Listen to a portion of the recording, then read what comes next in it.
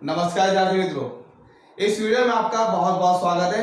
अब आगे चलते हैं हम ख्याति के मूल्यांकन में पद्धति नंबर 4 की ओर। लाभ की पूंजीकरण की पद्धति अर्थात कैपिटलाइजेशन ऑफ प्रॉफिट मेथड। सबसे पहले ये मैं बता देना चाहता हूं कि इस वीडियो से पहले हम 3 पद्धति की चर्चा कर चुके। नंबर 1 औसत लाभ, नंबर 2 भारित औसत लाभ, नंबर 3 अधिक लाभ, और आज जो हम जिस पद्धति की चर्चा कर रहे हैं वो है लाभ की पूंजीकरण की पद्धति। तो सबसे पहले आइए इसका अर्थ हम समझते हैं। तो लिखा हुआ है इस पद्धति में, जो ये पद्धति है, इस पद्धति में धंधा यानी व्यवसाय जो हमारा बिजनेस है का औसत लाभ, जो हमारा औसत लाभ होता है, चाहे उस औसत लाभ में हम 10 रुपया कमाते हैं, 100 रुपया कमाते हैं, 150 रुपया कमाते हैं, 200 रुपया कमाते हैं, ज्ञात करके उसकी धंधा के सामान्य या फिर अपेक्षित, जो भी सामान्य या अपेक्षित मुआवजे के दर से, जो भी मुआवजा का दर है उससे तुलना करके पूंजीकृत कीमत निश्चित की जाती है। जो भी पूंजीकृत कीमत होती है, पूंजीकृत में आपकी 2 तरह से पूंजी हो जाती है, एक स्थायी पूंजी हो जाती है और एक चल पूंजी हो जाती है। निश्चित की जाती है इस ढंग से जो कीमत मिलती है, जो भी हमको कीमत प्राप्त होती है उसे पूंजीकृत लाभ कहा जाता है। और इससे संबंधित कुछ सूत्र भी है, उसके आगे चर्चा करेंगे। पर एक सरल और संक्षिप्त में हम कहे तो एक अर्थ और दिया गया है, लिखा हुआ है सरल शब्दों में पूंजीकृत लाभ अर्थात क्या, तो अर्थात अपेक्षित मुआवजा के दर के आधार पर, जो भी हमारा अपेक्षित मुआवजा दर है 10%, 12%, 8% दर के आधार पर औसत लाभ की पूंजीकृत कीमत। फिर से कहूंगा, ध्यान सुनना, क्या लिखा है, पूंजीकृत लाभ अर्थात अपेक्षित मुआवजा दर के आधार पर औसत लाभ की पूंजीकृत कीमत। अब नंबर 2 है तुलना। तो ध्यान ना, पूंजीकृत लाभ की धंधे में विनियोजित पूंजी के साथ तुलना की जाती है। फिर से बोल रहा हूं, पूंजीकृत लाभ की धंधे में जो भी पूंजीकृत लाभ है, ठीक है, उसकी धंधे में विनियोजित जो हमारी पूंजी है, जो हमने निवेश की है, उस पूंजी के साथ क्या की जाती है, तुलना की जाती है।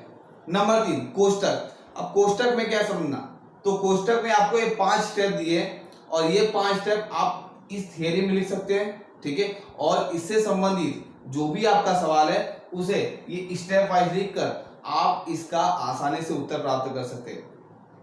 हालांकि ऐसे 4 नंबर के क्वेश्चन पूछे भी जा सकते हैं, नहीं भी पूछे जा सकते, परंतु थियरी पढ़कर, ठीक है, उसके बाद हम क्या करेंगे, इसके प्रैक्टिकल सवाल की चर्चा करेंगे। देखते हैं कोष्टक में स्टेप नंबर 1, उसके बाद विवरण है, फिर आपकी रकम है। नंबर 1 विनियोजित पूंजी। जैसा कि पिछले वीडियो में आपको बता चुका हूं कि विनियोजित पूंजी मतलब क्या है। तो जो भी हमारी कुल संपत्ति होती है, कुल संपत्ति में से कुल बाहरी दायित्व को घटाते हैं तो हमें विनियोजित पूंजी प्राप्त होती है। दूसरे शब्दों में कहूं तो विनियोजित पूंजी को शुद्ध संपत्ति भी कहते हैं। और एक बात और कहूं तो हो सकता है सवाल के रूप में आपको विनियोजित पूंजी पहले से दी गई हो और निकालने की आवश्यकता ना हो, या तो भी सवाल में अभी ऐसा हो सकता है कि आपको संपत्ति दी गई हो और दायित्व दिया गया, उसके आधार पर क्या कर सकते हैं, आप विनियोजित पूंजी निकाल सकते हैं। नंबर 2 अपेक्षित मुआवजे का दर। जैसा कि मैंने आपको बताया कि अपेक्षित मुआवजे का दर आपको सवाल में पहले से ही स्पष्ट रूप से दिया गया होगा, इसे ढूंढने या निकालने की आपको कोई आवश्यकता नहीं है। नंबर 3 औसत लाभ। हो सकता है कि आपको औसत लाभ दिया हो और मैंने बाजू में ऑब्लिक किया है, भारित औसत लाभ भी हो सकता है, दोनों हो सकता है। नंबर 4 पूंजीकृत लाभ निकालने का सूत्र। पेपर में, बोर्ड में, एग्जाम में आपको ऐसे सवाल पूछे जाते हैं। 1 नंबर की थ्योरी आपको आ सकती है कि पूंजीकृत लाभ का सूत्र बताइए। पूंजीकृत लाभ अर्थात क्या, तो आप सूत्र को ही लाभ के रूप में, सूत्र को ही क्या कर सकते हो, अर्थ के रूप में लिख सकते हो। तो पूंजीकृत लाभ अर्थात औसत लाभ ऑब्लिक भारित औसत लाभ बटे अपेक्षित मुआवजे का दर गुणे 100।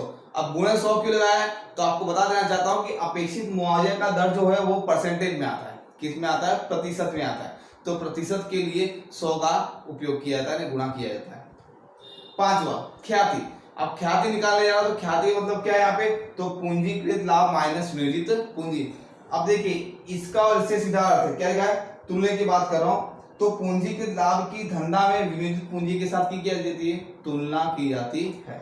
तो ख्याति में हम क्या कर रहे हैं, यहाँ पर इसे माइनस कर रहे हैं, इसकी तुलना कर रहे हैं कि पूंजीगत लाभ क्या होगा, विनियोजित पूंजी से अधिक होगा।